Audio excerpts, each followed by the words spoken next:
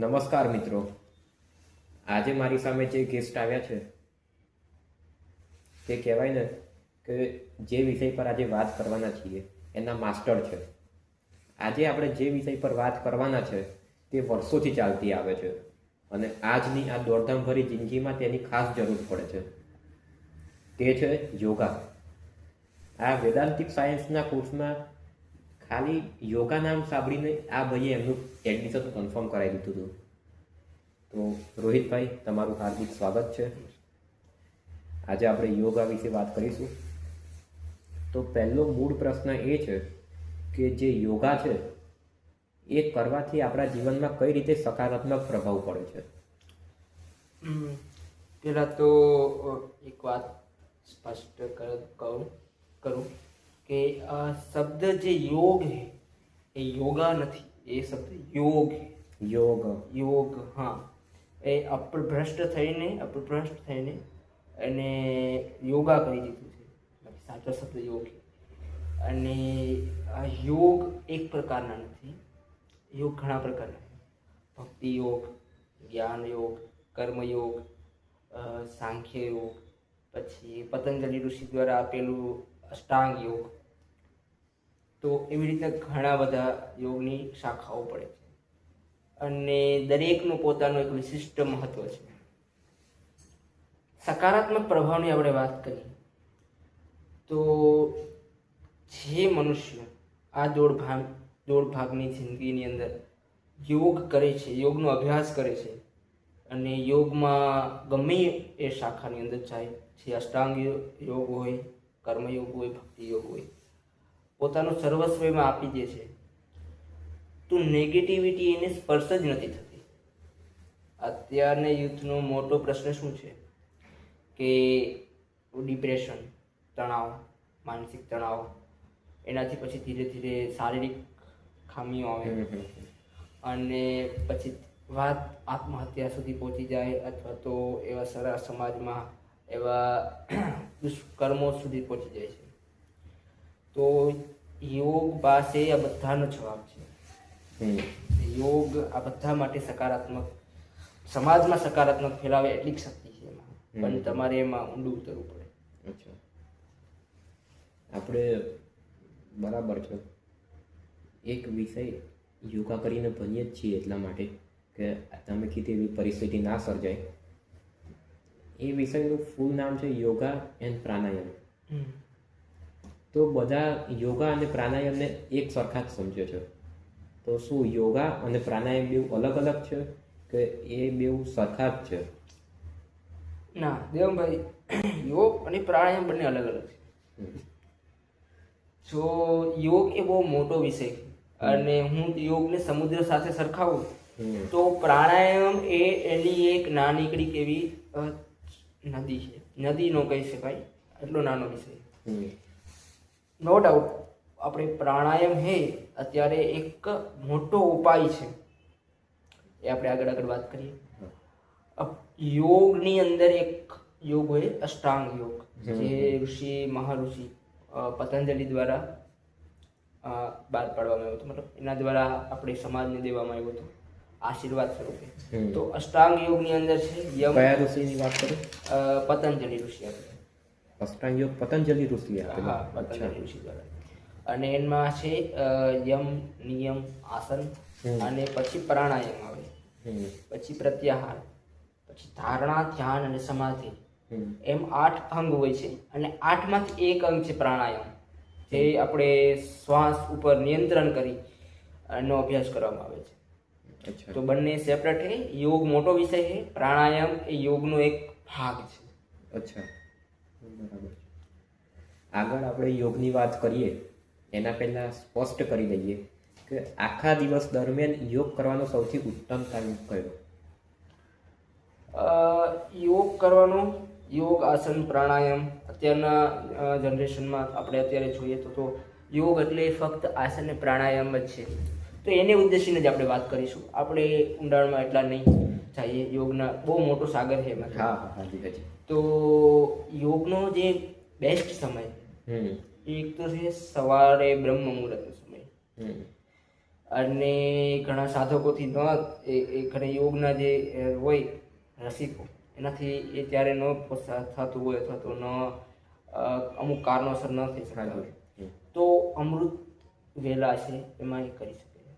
અને સાંજનો સમય જે સંધ્યાકાળ કહેવાય આપણે એ યોગ અને આસન કરવા માટે પ્રાણાયામ કરવા માટે ઉત્તમ સમય છે. શરત એ હોવી જોઈએ કે ત્યારે ખાલી પેટ આવવા જોઈએ તમે તો જ યોગ કરવાના અને ખાઈને જમીને ક્યારેય યોગ ન કરાય. અચ્છા, અમૃત વેલા કીધું એ શું છે? બ્રહ્મ મુહૂર્ત જે આપણે કહીએ છીએ 3 વાગ્યા પછીનો જે સમય છે આપણો 3, 4, 5 એક વાગ્યા સુધીનો તો એને બ્રહ્મ મુહૂર્ત કહેવાય 5, 5:30 સુધી.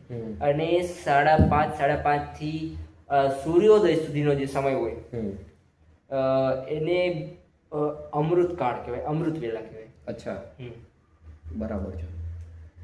યોગાની શરૂઆત ક્યાંથી કરવાની કે બ્રહ્મ મુહૂર્તમાં આપણે બેઠા પહેલા તો નહીને બેઠા કે નાયા વગર બેઠા તેનાથી કોઈ યોગ પર પ્રભાવ પડતો નથી કે પડે છે? પડે છે. આપણે માન્યતા કરીએ તો એવી રીતના છે કે સવારે પ્રાતઃકાલમાં જ્યારે આપણે ઉઠીએ ત્યારે યોગ શૌચ ક્રિયા આપણી દૈનિક જે રૂટીનની જે ક્રિયાઓ છે એ કર્યા બાદ યોગ તમે કરી શકો છો. અમુક માન્યતાઓ એવી કે તમે જે હાર્ડ વર્કઆઉટ કરો છો યોગની આસનોની અંદર તો એમાં પસીનો આવે છે, એવું હોય છે. તો એ કર્યા પછી એને સ્નાન કરાય. અને અમુક આસનો પ્રાણાયામ એવા હોય છે કે તમે એને સ્નાન કર્યા બાદ પણ કરી શકો છો. બરાબર છે. તો આપણે સ્નાન કર્યા બાદ લઈએ તો યોગાની શરૂઆત ક્યાંથી કરવી કે મારે આ જ આસનથી યોગાની શરૂઆત કરવી? યોગ આસનની શરૂઆત તો હોય ને ભાઈ આપણે પ્રાણાયામથી કરવી જોઈએ. અચ્છા. અને પ્રાણાયામ પહેલાં પણ જ્યારે આપણે સવારે આખી રાત 7-8 કલાક ઊંઘ લઈને આપણે ઉઠ્યા હોઈએ છીએ, શરીરમાં એ જકડન હોય તો નોર્મલ વોર્મઅપ કરવાનું જેનાથી શરીરની સ્નાયુઓ થોડી ખેંચાય, મરોડાય અને શરીર ગરમ થાય. તે બાદ થોડા પ્રાણાયામ કરાય અને પછી તમારા જે રૂટીનના તમે જે આસન કરો છો, 2-3 મને યોગના નામ સાથે જણાવો કે આ પ્રકારના યોગ આવે છે. યોગની અંદર આસનોના તમને નામ કહું. હાજી. આસનોનો વિસ્તાર બહુ મોટો છે. અમુક આસનના નામ કહું: ચક્રાસન, શીર્ષાસન, વૃક્ષાસન, પાદ હસ્તાસન, મયુરાસન, પદ્મ મયુરાસન, પદ્મ શીર્ષાસન. એમ આવા જે બધા આસનો છે એ બેઝિક આસનો છે. હા, મતલબ નોર્મલ જે વ્યક્તિઓ હોય છે એ અભ્યાસ દ્વારા આને કરી શકે છે. અચ્છા. એ પછી પ્રાણાયામની અંદર પણ ઘણી બધી શાખાઓ હોય છે. અચ્છા, હાજી. હવે યોગા લોકોને અત્યારે બહુ ટાઈમ ના હોય, દોડધામ ભરી જિંદગીમાં યોગા કરીએ જ બહુ મોટી મહત્ત્વની વાત છે. તો નહીને મિનિમમ અને મેક્સિમમ કેટલા મિનિટ યોગા કરવા જોઈએ કે મિનિમમ આનાથી ઓછા થાય તોય કંઈ આનાથી ઓછા ના થવા જોઈએ અને પછી ઓવરડોઝે ના થઈ જવો જોઈએ? શરૂઆતમાં ઓછામાં ઓછું બધાની શારીરિક ક્ષમતા તો આમ તો અલગ અલગ હોય, પણ એવરેજ આપણે કહીએ તો અડધી કલાક 30 મિનિટ સમય ફરજિયાત આપણે શરૂઆતમાં આપવો જ પડે. અચ્છા. અને મેક્સિમમ કહીએ તો બધા લોકોની અલગ અલગ ક્ષમતાઓ હોય છે. ઘણા નિષ્ણાંકો હોય છે 2-2 કલાક સુધી, 3 કલાક સુધી પણ કરી શકે. સાધના કરતા હોય એ લોકો તો ઘણા વધારે સુધી આસન, યોગ, પ્રાણાયામ એ કરતા જ હોય છે. મેક્સિમમની કોઈ સીમા નથી. અત્યારની એજમાં લોકો ફોન અને લેપટોપના કારણે તેમની બેક પેન, નેક પેન થવા મળે છે. તો એ બેક પેન અને નેક પેનથી બચવા માટે કયા પ્રકારના યોગા કરવામાં આવે છે? અત્યારે મોટા ભાગનું વર્ક ઓફિસ વર્ક જ હોય છે. તમે જે કીધું હોય તો મોસ્ટ ઓફ મેક્સિમમ ટાઈમ લોકોનો લેપટોપ આધુનિક ઉપકરણોમાં સાથે જ જાય છે. તો એવા જે લોકો હોય છે એને સૂર્યોદય પહેલાં સવારે પ્રાતઃકાળ અચ્છા હા તાળાસન, હમ પછી જો થઈ શકે હમ. અમુક સાધકોથી ન થાય શીર્ષાસન કરવું જોઈએ, હમ વૃક્ષાસન કરવું જોઈએ, હમ પછી મયુરાસન કરવું જોઈએ, હમ અને ચક્રાસન અને પાદ હસ્તાસન હમ આ આસનો કરવા જોઈએ. આ આસનો સીધા તમારા કરોડરજ્જુ એને અસર કરે, એને લગતા છે. અચ્છા તો હા, અને આ બહુ બેનિફિટ આપે એમાં.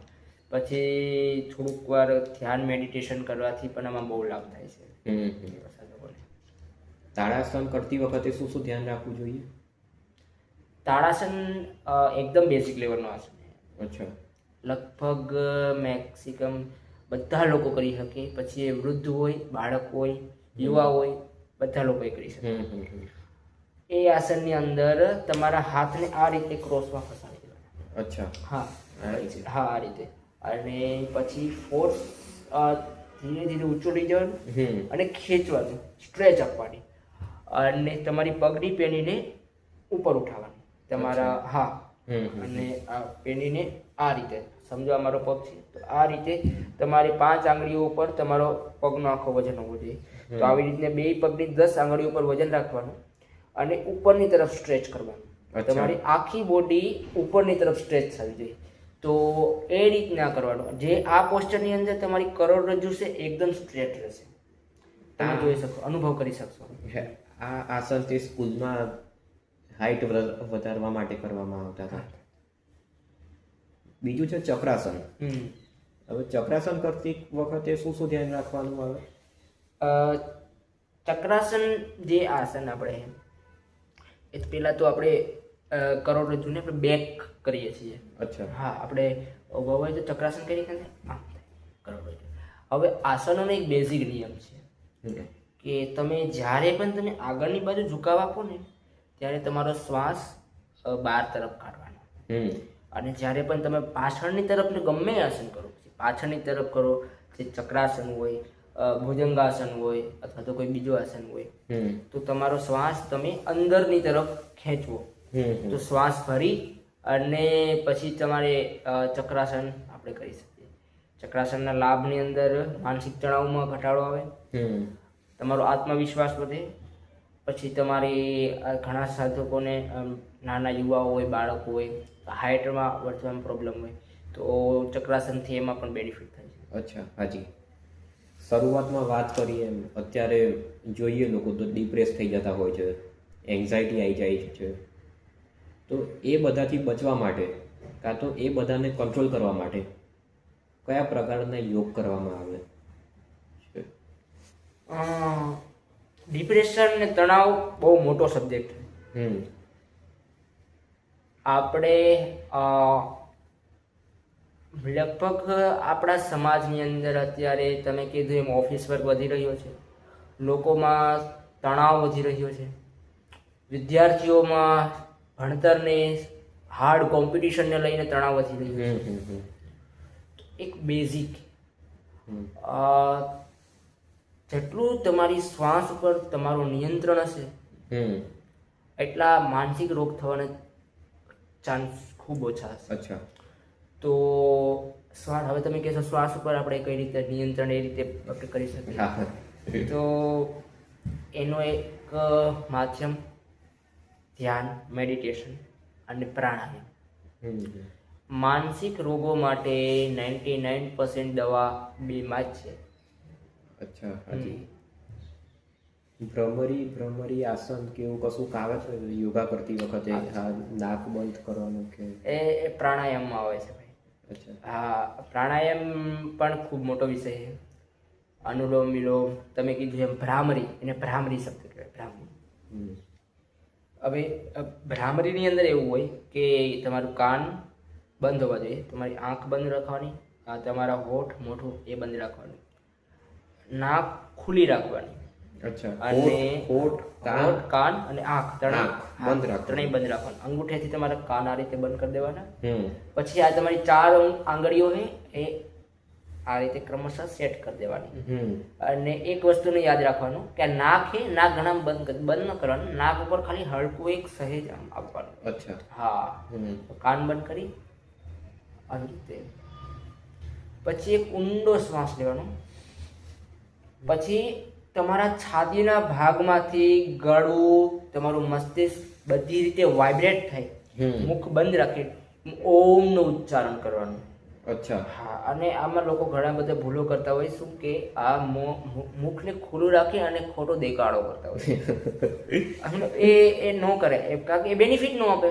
હમ. હમ. તમારે જો તમે કરો જ છો પ્રાણાયામ, તમે કરો છો તો તમે એ રીતે કરો કે એનો તમને બેનિફિટ મળે. હમ. બધાના આસન હોય, આસનોમાં પણ પૂરક આસન હોય જ છે. હમ. હમ. તો પ્રાણાયામમાં બધી ખાસ ધ્યાન રાખવાની બાબત છે. અચ્છા. પછી એક પ્રાણાયામ એટલે કે યોગ એવો આવે છે કે ભમરાનો અવાજ કાઢવાનો. હા, એ જ ભ્રામરી. એ જ ભ્રામરી. એ જ ભ્રામરી. અચ્છા. હા, તમે હોઠ બંધ રાખી અને ઓમનું ઉચ્ચારણ કરશો એટલે સ્વાભાવિક અંદર ગુંજન થશે. હમ. અને એ ગુંજન ભમરા જેવો અવાજ કરશે. અચ્છા. હા, તમને બતાવું તો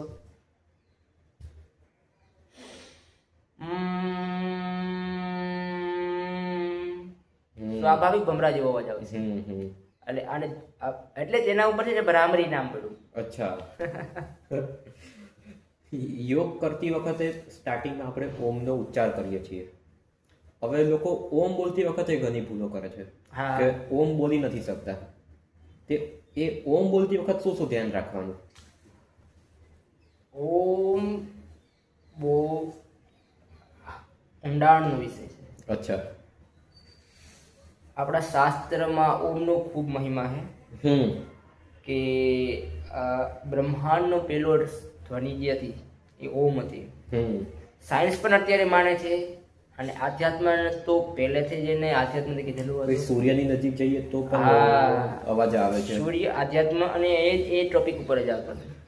કે તમે અત્યારે સૂર્ય છે એ નાસા પણ એ સ્વીકાર કરેલું છે કે સૂર્યની નજીક એમને પોતાનું કંઈક યાન મોકલેલું. મને ખાસી તો બધી નથી ખબર એના વિશે, હાજી. પણ અમે ક્યાંક ન્યૂઝમાં ને વાંચેલું સાંભળેલું કે સૂર્યમાંથી ઓમનો ઉચ્ચારણ નીકળે, ઓમની ધ્વનિ નીકળે. હમ. આ બધું તો આપણા ઋષિ મુનિઓ વર્ષો પહેલા શોધીને ગયા હતા. હા. તો આપણે આપણા ટોપિક ઉપર આવીએ. ઓમ કઈ રીતે? પેલા તો ઓમ હે ઓમ એમ નથી. હમ. ઘણા એમ કરતા હોય, એમ નથી. ઓમનું કામ ઊંડો શ્વાસ લેવાનો, આંખો બંધ કરવાની અને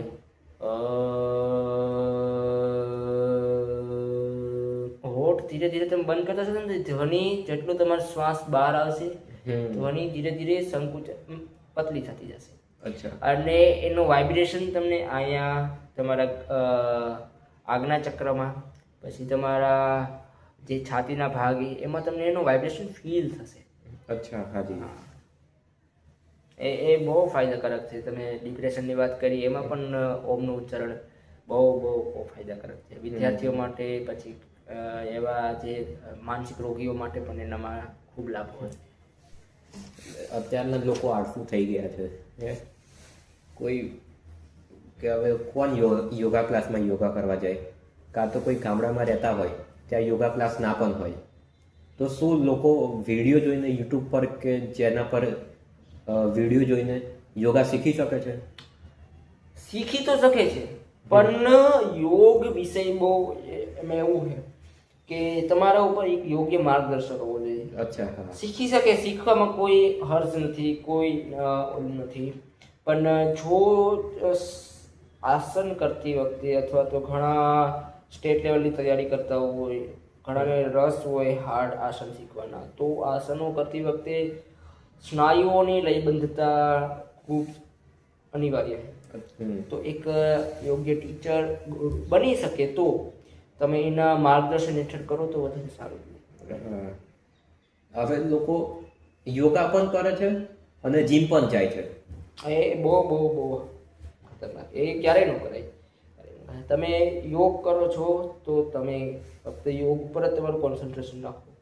તમે યોગ મતલબ આસન, એમાં જે આસનો કરો છો જીમ જતા હોય એ લોકો પ્રાણાયામ કરી શકે પ્રાણાયામ, પરંતુ જીમના સમયમાં નહીં, કારણ કે એક તો એમને જીમ કરેલું હોય એટલે બ્લડ પ્રેશર એનું એ પ્રમાણે વધઘટ હોય, તો તમારે થોડોક સમય કાઢી અને તમારો જે જીમનો સમય ન હોય એવા બ્રહ્મ મુહૂર્તમાં ઉઠી અને અમૃત વેળામાં તમારે પ્રાણાયામ તમે કરી શકો.